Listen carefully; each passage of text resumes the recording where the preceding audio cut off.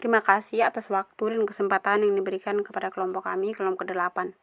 Teknologi marikultur perikanan. Jenis-jenis teknologi marikultur. Yang pertama, keramba jaring apung atau KJA. Merupakan teknik aquakultur yang produktif dan intensif. Teknik ini dilakukan dengan konstruksi yang tersusun dari keramba-keramba jaring yang dipasang pada rakit atau alat terapung di perairan pantai.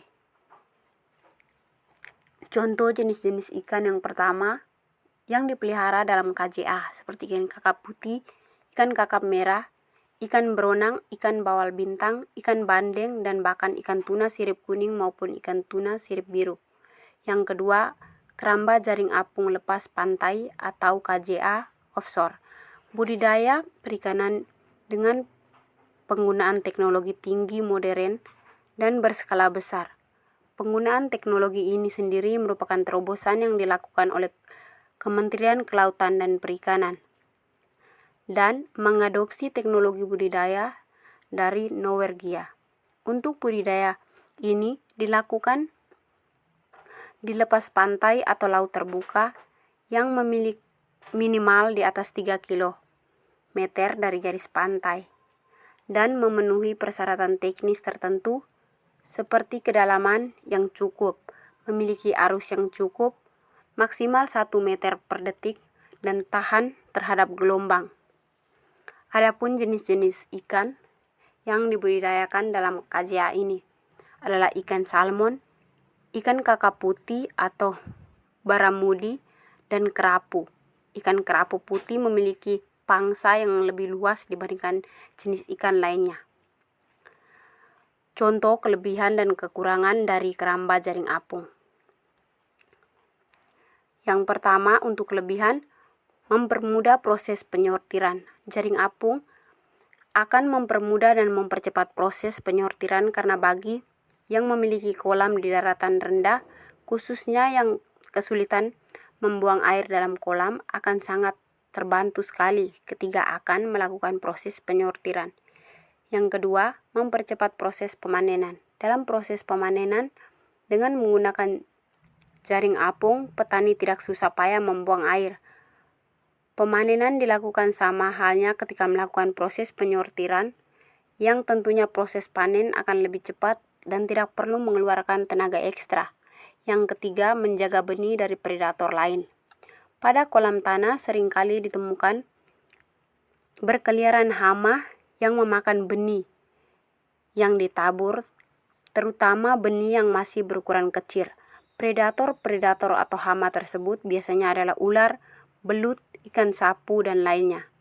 Yang keempat, mengurangi tingkat penyebaran penyakit.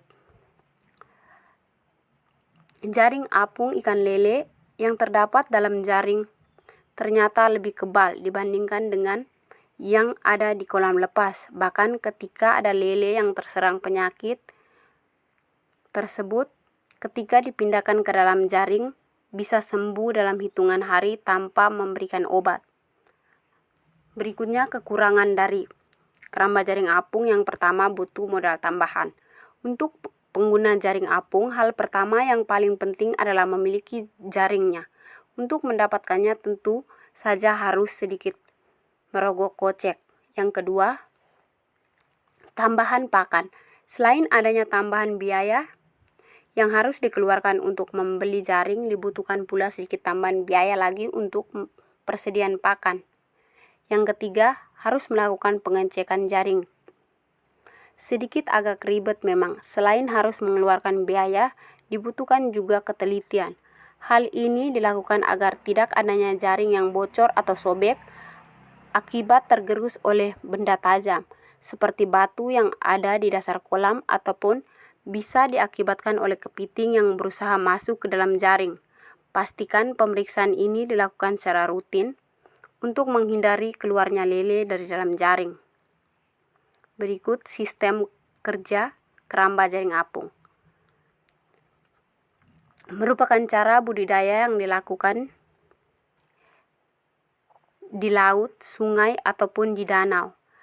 Kerangka dan pelampung berfungsi untuk menahan jaring agar tetap terbuka di permukaan air, sedangkan jaring yang tertutup di bagian bawahnya digunakan untuk memelihara ikan selama beberapa bulan. Kegiatan yang dilakukan berupa pemantauan, pemberian pakan, dan pemanenan. Proses pengembangan di Indonesia. Teknologi budidaya ikan dengan sistem KJA telah lama dikenal oleh masyarakat Indonesia. Budidaya dengan sistem keramba jaring apung tersebut mulai berkembang di perairan pesisir dan perairan danau. Prinsip kerja usaha keramba dengan melakukan pengurangan pada suatu badan perairan dan memberi makan dapat meningkatkan produksi ikan, memberikan pendapatan yang lebih teratur kepada nelayan dibandingkan dengan hanya bergantung pada usaha penangkapan. Terima kasih.